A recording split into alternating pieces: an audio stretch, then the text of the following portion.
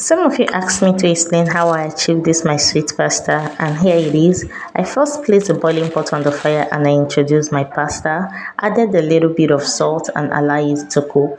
I didn't allow it to overcook and I brought it out, soak it in cold water.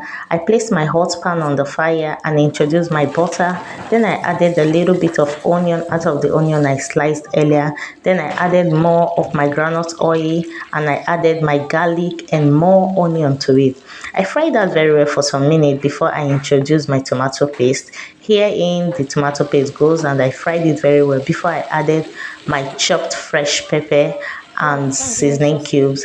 I had this corned beef on the on the fridge, so I added it into it. I have here paprika and extra seasoning, which comprises of turmeric, oregano, and rosemary. I added that in and stirred very well before I went in with my sausage. I'm going to fry that together. Then I have here my canned fish, which is geisha. I added that in and added with water, stirred together. Then here I added my mayonnaise and together with my little tomato ketchup, pour that in as well. This was a game changer for me, and I allowed this to cook very well before I introduced my vegetable, which is green beans and carrot.